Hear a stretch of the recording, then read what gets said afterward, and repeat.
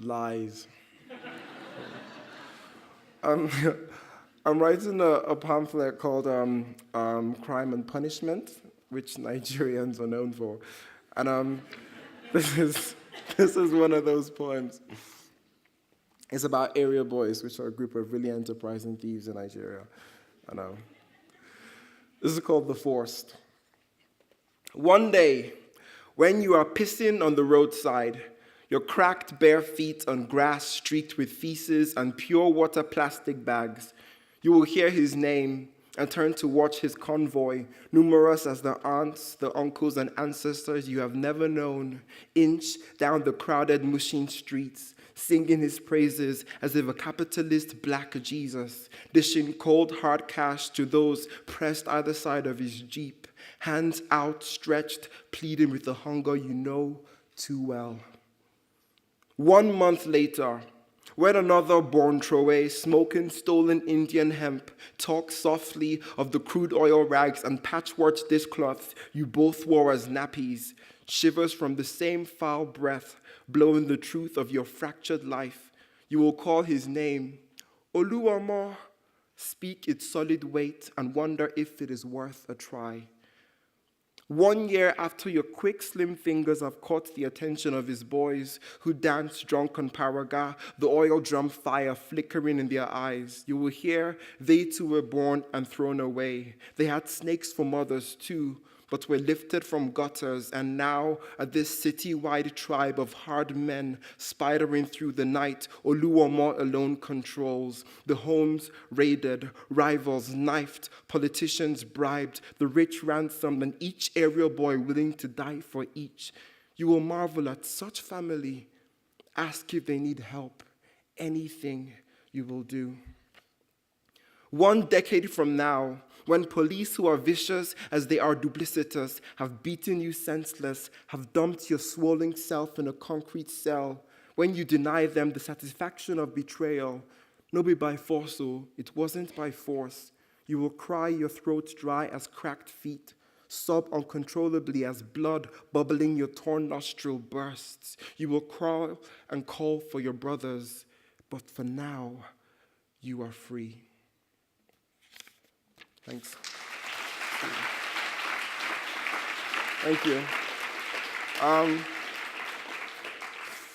Also from that series, this is called, I'll read this one first. This is called Ghetto Van Gogh. The night my mother tells the story of the thief, I am cross-legged on her lap. Her mouth is inches from my ear.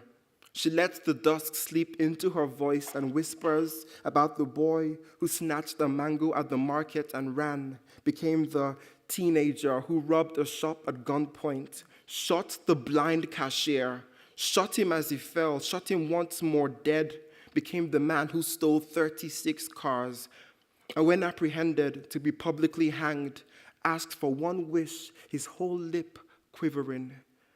My mother, who is inches from my ear, explains his dying wish to speak to his mother. The silent crowd parted.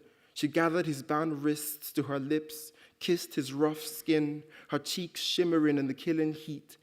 He bent forward, my mother says, her mouth even closer, her dusky voice hushed, bent forward as if to kiss her cheek goodbye, and switched sharply, bit into her ear, strained against the flesh, ripped the thing off, and spat. You should have told me, Mother, what I did was wrong.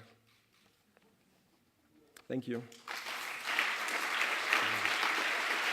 Thank you. Thank you. This is called Swallow Twice.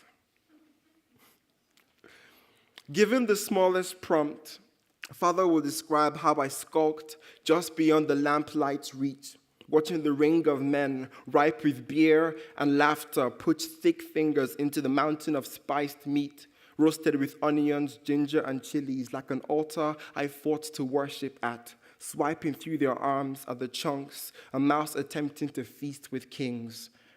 Frustrated, Father stopped their speech so I could reach in, greedily choose the choicest piece, ignore his warnings and tear at the muscle, strain against the flesh, till its elasticity slipped my fingers and the chunk, chilies and all slapped into my eyes.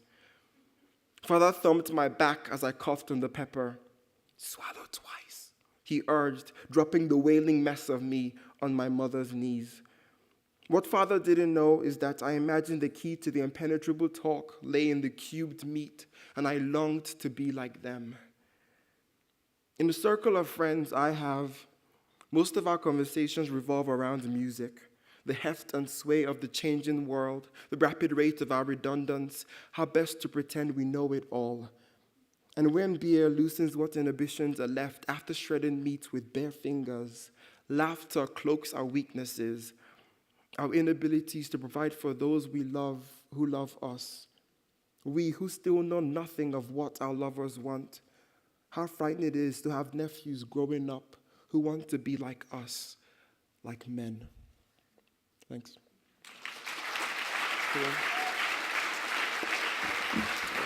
Thank you. Thank you. I'm working on another project called After Hours, and this is the last poem that I'm reading. This is called Shame is the Cape I Wear. On the first day of holidays, my mother leaves a dark blue wrapper on her bed, her polished boots in one corner, and in no time, I assemble a superhero costume to defend our house against the plague of lizards. Their spindly children, tongues flicking, nodding under the afternoon heat. They are a reptilian evil. Every hero needs a nemesis. This cotton cape casts me as Nigeria's Superman, and they threaten life in the Lagos metropolis. No matter the property you buy, how tight shut the gutters, how climb-proof the walls, also how sharp their crown of barbed wires, the lizards come. Father, who insists a clean, well-swept backyard helps, is away, and the long-tailed legions are swarming all about the place, across air vents, up the garden's wire mesh, too thin to survive their claws. Anyway, I'm hovering by that mesh, a rubber band stretched between my fingers, cape flowing, and a quiver of toothpick-thick bristles, one curled against the taut elastic. I catch a lizard's beady, steady eyes, take aim, fire, and watch the bristle break through its back, first piercing its soft stomach, and my aim just gets better. An hour, and there are bodies piled. Above a commotion of flies, excitable over the stiffening flesh and blood, and I have watched my shadow lengthen to cover the gray and red-headed corpses, the backyard a silent killing field, and I could almost feel that flowing cape deflate. Sometimes I think that little boy in his mother's work boots has followed me my whole life through. There he is when I'm laughing at a party and find a crimson drink spilled across the clean carpet, or when I look in the mirror to see what the years have done to me, or when I flick through news channels and catch a wartime president speak of quick victories, of collateral damage and first-class weapons, the locals broken behind soldiers and men in tweed who will fabricate stories of jubilant cheers and fist pumps, and shame is the cape I wear that day. Shame and the little boy, that shadow is there, his head hanging down as it did then, his hands shaking.